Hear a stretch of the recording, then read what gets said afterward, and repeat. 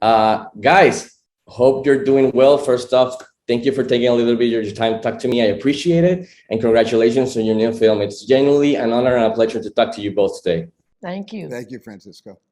So I'm just gonna jump in. Mr. Spielberg, I believe cinema can be many things to many people, including becoming a healing process experience. So technical aspects and achievements aside, the main reason many Puerto Ricans like myself couldn't get behind the original adaptation was because of the poor characterization, a representation of our people and in culture, of course. So when you set out to do this new adaptation of the Broadway classic, was this a main concern for you moving forward? Did it become part of your motivation to do better in this aspect and generally represent us in the big screen?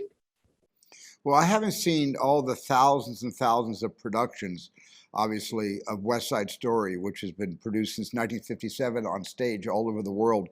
So I really don't know statistically how much conscientious effort went in to creating the Latinx Puerto Rican Latino experience with the sharks, with the boys and the girls. I do know that Tony Kushner and I had determined before we ever started this project that this was going to be about the authentic Puerto Rican experience.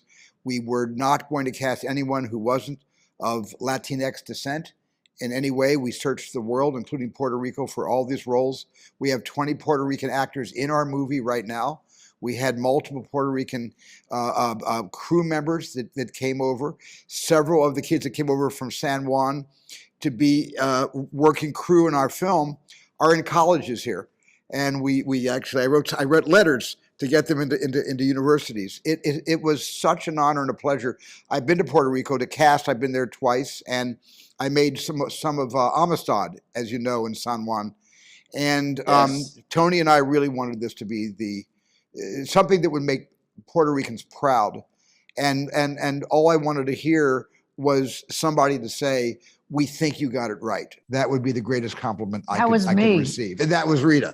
Hey, I'm gonna I join want you. to put my little 2 cents in because Of course, yes.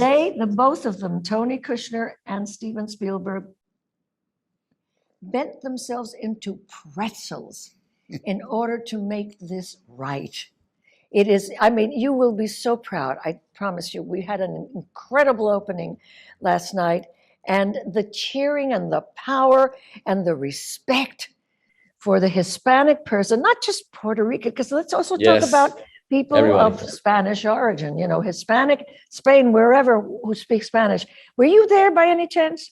No, but I got to see the film. It's wonderful. It's amazing. And I'm going to join you, Rita. I'm going to say to Mr. Spielberg that I appreciate the effort, and I think he delivered on that. So it's really, really good. And I felt really proud of seeing what he did on screen with representing us and our people and our culture and everybody, actually, to these modern times. So I was really at the appreciate museum in New York. I was at the museum in New York yesterday, where Tony Kushner did all of his, much of his research. Right. And by the way, I found a long lost brother while I was there, which is insane. Named Francisco. Francisco. There we Francisco go. Radio. Anyway, the point is that he really did his homework. And he, as a writer, I think it's very important to talk about Kushner, because without Kushner, it wouldn't have been quite the same kind of experience. I wouldn't have made the film without Kushner. There you go. Before That's the wrapping up, answer. Mr. Spielberg, I read that you've always wanted to do a musical. How does it feel to finally have one under your belt? And I wanted to ask you, technically, before you ever knew you would get the chance to, get a crack at this film, did you have any shot in particular or sequence already in your mind growing up before that you wanted to get in the can when you finally get the chance to do this? Well, just to start with, yes, there were, I've wanted to do this. It feels like I've wanted to do this forever, since I was 10 years old and first heard the original Broadway cast album that my parents brought home and played. But as a kid growing up, it was easier for me to memorize the lyrics of Officer Krupke than it was anything else. And yet, so as a 10-year-old, I'm walking around the house saying, my father is a bastard, my mom's an SOB, and my parents were yelling, "You can't say SOB, you can't say bastard. Where'd you get that from?" And I said, "You bought the album, you brought it home, I played it. That's on the record you gave me to play. You can't say SOB, you can't say bastard." So maybe that was the one enduring sequence that I wanted to finally get on film. So, guys, again, congratulations on your new film, and thank you for taking a little bit of your time to talk to me. Mr. Spielberg, you've always been an inspiration. I've been growing up on your films since I was a kid. I'm still growing up on them. So I wanted to thank you. You've been an inspiration for me doing this, what I'm doing right now, and forever loving cinema. Y gracias por Rita, todo. usted sigue añadiendo a su legado.